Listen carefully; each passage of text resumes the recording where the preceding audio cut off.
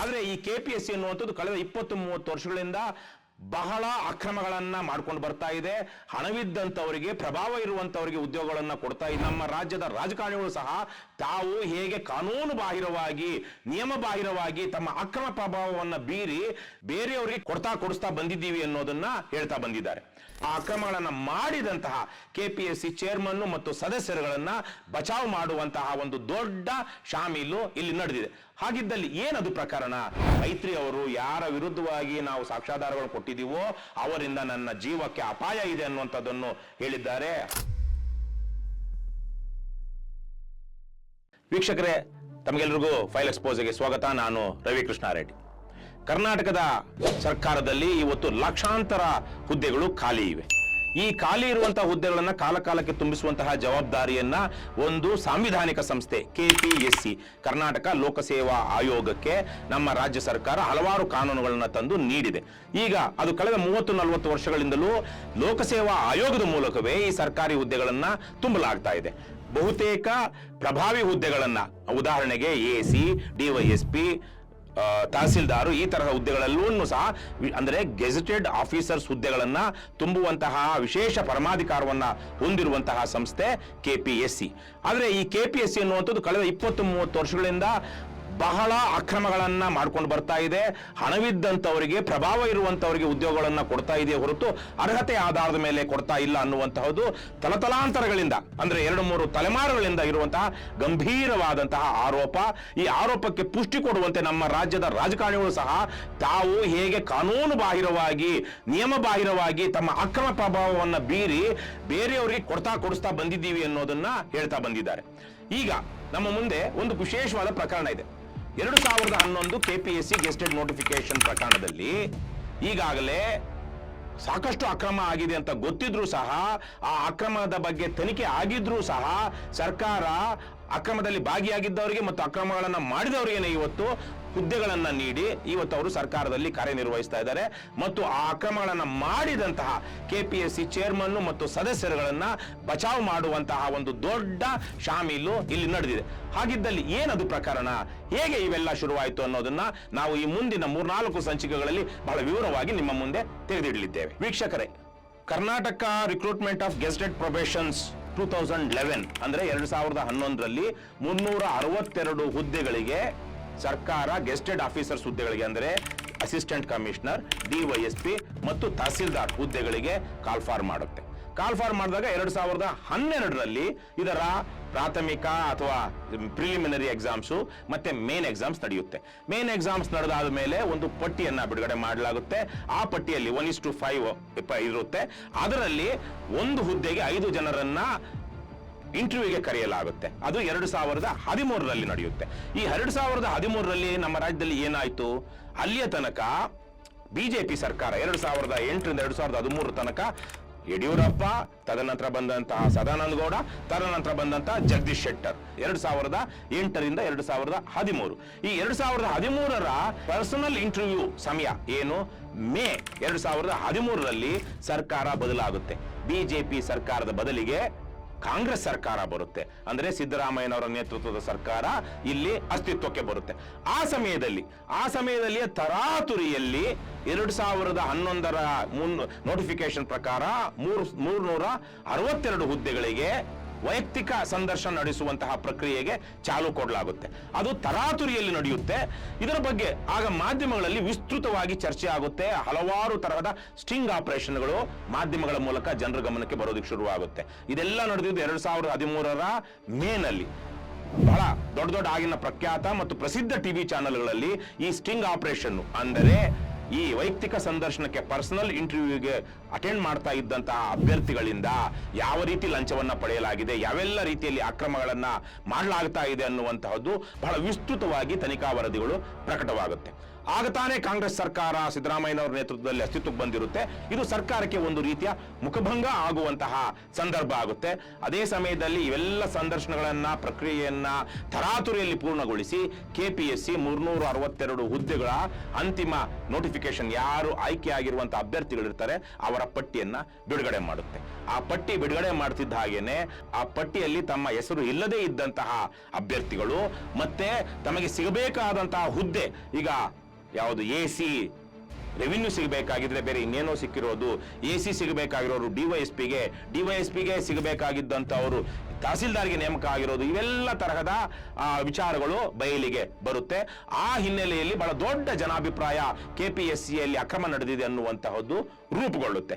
ಅಂತಹ ಸಂದರ್ಭದಲ್ಲಿ ಸಿದ್ದರಾಮಯ್ಯನವರು ಆಗ ಮುಖ್ಯಮಂತ್ರಿ ಆಗಿದ್ದಂಥವರು, ಅವರ ಸರ್ಕಾರದಲ್ಲಿ ಅಡ್ವೊಕೇಟ್ ಜನರಲ್ AG ಆಗಿದ್ದಂಥವರು ಪ್ರೊಫೆಸರ್ ರವಿವರ್ಮ ಕುಮಾರ್ ಅಡ್ವೊಕೇಟ್ ಜನರಲ್ಗೆ ಈ ವಿಚಾರವನ್ನ ನೀವು ಪರಿಶೀಲಿಸಿ ಕಾನೂನು ಏನು ಪ್ರಕಾರ ಏನು ಕ್ರಮ ತೆಗೆದುಕೊಳ್ಳಬಹುದು ಅನ್ನೋದನ್ನ ನಮಗೆ ಮಾಹಿತಿ ನೀಡಿ ಅಂತ ಒಂದು ಪತ್ರ ಬರೀತಾರೆ. ನಿಮ್ಗೆ ಗೊತ್ತಿರಲಿ, ಸಿದ್ದರಾಮಯ್ಯನವರಿಗೆ ತುಂಬಾ ಆಪ್ತರಾದಂತಹವರು ರವಿವರ್ಮ ಕುಮಾರ್ ಅವರು ಅಡ್ವೊಕೇಟ್ ಜನರಲ್ ಆಗಿರ್ತಾರೆ.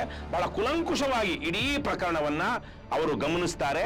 ಅದೇ ಸಂದರ್ಭದಲ್ಲಿ ಒಂದು ವಿಶೇಷ ವ್ಯಕ್ತಿ ಈ ಪ್ರಕರಣದಲ್ಲಿ ಎಂಟರ್ ಆಗ್ತಾರೆ. ಅವರು ಡಾಕ್ಟರ್ ಮೈತ್ರಿ, ಅವರು MBBS ಮಾಡಿದ್ದಂತಹ ಡಾಕ್ಟರ್ ಮೈತ್ರಿ ಅವರ ತಂದೆ AC ಆಗಿ ನಿವೃತ್ತರಾಗಿರ್ತಾರೆ. ಇವರು KPSC ಬರೆಯೋದಿಕ್ಕೆ ಅಂತಲೇನೆ ಅವರು ಸಿದ್ಧತೆ ಮಾಡಿಕೊಂಡು ಮೈತ್ರಿ ಅವರು KPSC ಬರೆದಿರ್ತಾರೆ ಮತ್ತು ಅವರು ST ವುಮೆನ್ ಆ ವಿಭಾಗಕ್ಕೆ ಸೇರಿರ್ತಾರೆ. ಅವರು ಸುಮಾರು 70-80 ಅಂಕಗಳು, ಮೊದಲನೇ ಅಭ್ಯರ್ಥಿ, ಮೊದಲ ರ್ಯಾಂಕ್ ಮುಖ್ಯ ಪರೀಕ್ಷೆಯಲ್ಲಿ, KPSCಯ ಮುಖ್ಯ ಪರೀಕ್ಷೆಯಲ್ಲಿ ಮೇನ್ಸ್ ಇದರಲ್ಲಿ ಅವರು ಪ್ರಥಮ ರ್ಯಾಂಕ್ ಬಂದಿರ್ತಾರೆ ಅವರ ವಿಭಾಗಕ್ಕೆ. ಆ ವಿಭಾಗದಲ್ಲಿ ಎರಡನೇ ರ್ಯಾಂಕ್ ಬಂದಿದ್ದವರಿಗಿಂತ ಸುಮಾರು 70-80 ಹೆಚ್ಚು ಅಂಕಗಳನ್ನು ಅವರು ಮೇನ್ಸ್ ಅಲ್ಲಿ ಪಡೆದಿರ್ತಾರೆ. ಆದರೆ ಸಂದರ್ಶನದಲ್ಲಿ ಭಾಗಿಯಾದಾಗ ಅವರಿಗೆ ಬಹಳ ಅತ್ಯಂತ ಕಡಿಮೆ, ಕನಿಷ್ಠ ಮೊತ್ತದ ಅಂಕಗಳು ಅವರಿಗೆ ಸಿಗುತ್ತೆ.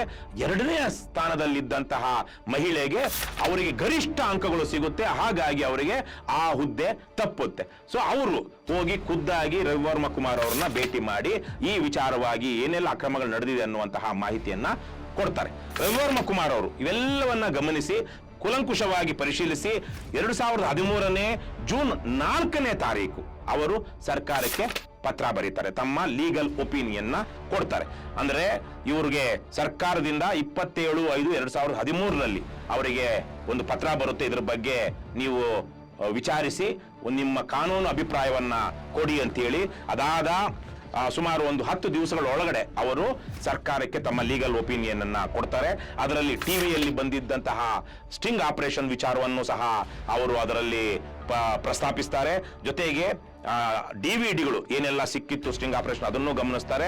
ಮತ್ತೆ ವಿಶೇಷವಾಗಿ ಮೈತ್ರಿ ಅನ್ನುವಂಥವ್ರು, ಡಾಕ್ಟರ್ ಮೈತ್ರಿ ಅನ್ನುವಂಥವರು, ಅವರು ಸಹ ಅಭ್ಯರ್ಥಿ ಆಗಿದ್ದಂಥವರು, ಅವರು ತಮಗೆ ಕೊಟ್ಟಂತಹ ಮಾಹಿತಿಯನ್ನ ಅದರಲ್ಲಿ ಪ್ರಸ್ತಾಪಿಸ್ತಾರೆ.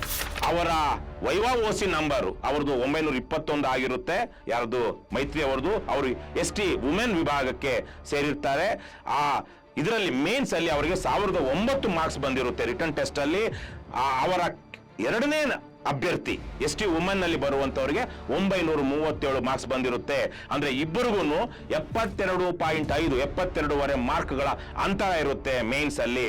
ಆದರೆ ಅವರಿಗೆ ವೈವಾ OC ನಲ್ಲಿ ಏನಾಗುತ್ತೆ ಅಂದ್ರೆ ಮೈತ್ರಿ ಅವರಿಗೆ ಕೇವಲ 75 ಕೊಡ್ತಾರೆ ಮಾರ್ಕ್ಸ್. ಅದೇ ವೈವಾ OC ನಲ್ಲಿ ಎರಡನೇ ಸ್ಥಾನದಲ್ಲಿದ್ದಂತ 937 ಮಾರ್ಕ್ಸ್ ತಗೊಂಡಿದ್ದಂತಹ ಅಭ್ಯರ್ಥಿಗೆ ಗರಿಷ್ಠ 150 ಮಾರ್ಕ್ಸ್ ಕೊಟ್ಟು ಆ ಮೂಲಕ ಅವರಿಗಿಂತ ಅಂತಿಮ ಇದರಲ್ಲಿ ಸಂಖ್ಯೆಯಲ್ಲಿ ಮೈತ್ರಿ ಅವರಿಗಿಂತ ಆ ಇನ್ನೊಬ್ಬ ST ವುಮೆನ್ ಆಗಿದ್ದಂತಹ ಮಹಿಳೆಗೆ ಹೆಚ್ಚು ಅಂಕ ಬರುವ ರೀತಿಯಲ್ಲಿ ಇಲ್ಲಿ ಅಕ್ರಮ ನಡೆದಿದೆ ಅನ್ನೋದನ್ನ ಸಹ ಅವರು ಪ್ರಸ್ತಾಪ ಮಾಡ್ತಾರೆ. ಪ್ರಸ್ತಾಪ ಮಾಡಿ ಬಹಳ ಸ್ಪಷ್ಟವಾಗಿ ಸಿದ್ದರಾಮಯ್ಯ ಸರ್ಕಾರಕ್ಕೆ ಒಂದು ಒಪಿನಿಯನ್ ಅನ್ನ ಕೊಡ್ತಾರೆ. ಅವರು ಅದರಲ್ಲಿ ಏನ್ ಹೇಳ್ತಾರೆ ಅಂದ್ರೆ, without the list of selected candidates, ಈಗಾಗಲೇ ಏನು ನೇಮಕಾತಿ ಪ್ರಕ್ರಿಯೆಯಲ್ಲಿ ಮುಂದುವರೆದು ಅಭ್ಯರ್ಥಿಗಳ ಆಯ್ಕೆ ಪಟ್ಟಿ ಬಿಡುಗಡೆ ಆಗಿದೆಯೋ ಆ ಆಯ್ಕೆ ಪಟ್ಟಿಯನ್ನ ನಿಲ್ಲಿಸಿ, ತಡೆ ಹಿಡಿಯಿರಿ ಅನ್ನುವಂಥದ್ದು ಮೊದಲ ಅವರ ಅಭಿಪ್ರಾಯ.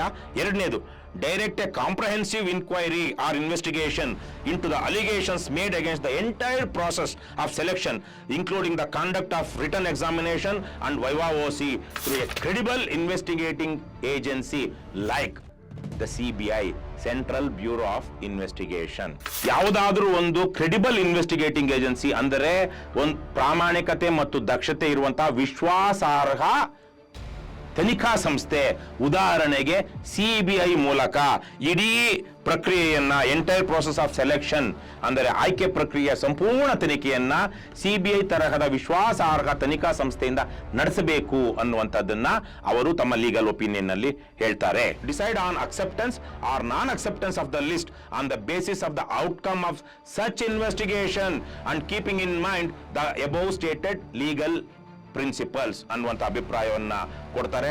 ಮುಂದುವರೆದು ಡಾಕ್ಟರ್ ಮೈತ್ರಿ has furnished the details very reluctantly. ಅಂದ್ರೆ ಮೈತ್ರಿ ಅವರು ತುಂಬಾ ಒಂದು ರೀತಿಯಲ್ಲಿ ಅಷ್ಟೇನು ಒಂದು ಭಯಾತಂಕಗಳಲ್ಲಿ ನಮಗೆ ಮಾಹಿತಿಗಳನ್ನ ಕೊಟ್ಟಿದ್ದಾರೆ.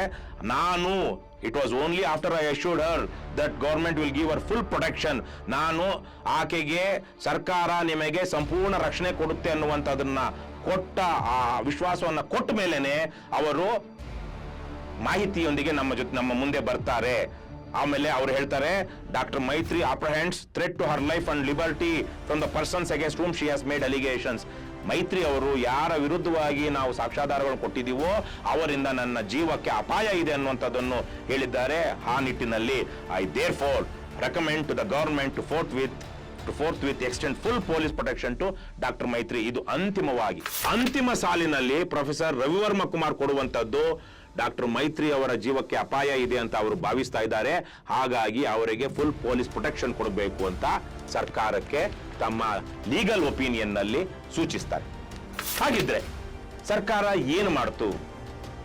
ಸಿಬಿಐಗೆ ಈ ತನಿಖೆಯನ್ನ ವಹಿಸ್ತಾ ಅಥವಾ ಇನ್ನೇನು ಮಾಡ್ತು? ತದನಂತರದಲ್ಲಿ ಏನೆಲ್ಲ ಘಟನೆಗಳು ನಡೆದವು? 362 ಆಯ್ಕೆಯಾಗಿದ್ದಂತಹ ಅಭ್ಯರ್ಥಿಗಳ ಪರಿಸ್ಥಿತಿ ಏನಾಯ್ತು? ಈ ಅಕ್ರಮಗಳನ್ನ ಮಾಡಿದ್ದಾರೆ ಅಂತ ಹೇಳಲಾಗ್ತಿದ್ದಂತವರ ವಿಚಾರ ಏನಾಯ್ತು? ಇವೆಲ್ಲವನ್ನು ಸಹ ಮುಂದಿನ ಎಪಿಸೋಡ್ ನಲ್ಲಿ ನೋಡೋಣ. ನಮಸ್ಕಾರ. ಇವತ್ತು ನಾನು ನಿಮ್ಮಲ್ಲಿ ಒಂದು ಮನವಿ ಮಾಡ್ತಾ ಇದ್ದೀನಿ. ದಿ ಫೈಲ್ ಕಳೆದ 3 ವರ್ಷಗಳಿಂದ ಯಾರ ಮುಲಾಜಿಗೂ ಒಳಗಾಗದೆ ನಿಷ್ಪಕ್ಷಪಾತವಾಗಿ ತನಿಖಾ ವರದಿಗಳನ್ನ ನಿಮ್ಮ ಮುಂದೆ ಇಡ್ತಾ ಇದೆ. ಕೋವಿಡ್ ಹಗರಣ ಆಗಿರಬಹುದು, ಶಿಕ್ಷಕರ ನೇಮಕಾತಿಯಲ್ಲಿನ ಅಕ್ರಮವಾಗಿರ್ಬೋದು, ಸರ್ಕಾರದ ಹಲವಾರು ಭ್ರಷ್ಟಾಚಾರಗಳನ್ನ ದಾಖಲೆ ಸಮೇತ ಬಯಲು ಮಾಡ್ತಾ ಇದೆ. ನಮ್ಮ ಈ ವರದಿಗಳನ್ನ ಆಧರಿಸಿ ತನಿಖಾ ಆಯೋಗಗಳು ರಚನೆ ಆಗಿದೆ. ನಮ್ಮ ಸಂಸ್ಥೆ ಹೀಗೆ ನಿರಂತರವಾಗಿ ನಿರ್ಭೀತಿಯಿಂದ ಸ್ವತಂತ್ರವಾಗಿ ಮುಂದುವರಿಯೋದಕ್ಕೆ ನಿಮ್ಮ ಸಹಾಯ ಅತ್ಯಗತ್ಯ.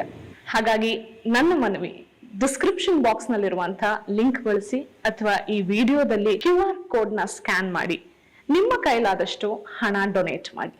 ಈ ಮೂಲಕ ಸ್ವತಂತ್ರ ಪತ್ರಿಕೋದ್ಯಮವನ್ನ ಬೆಂಬಲಿಸಿ. ನಮಸ್ಕಾರ.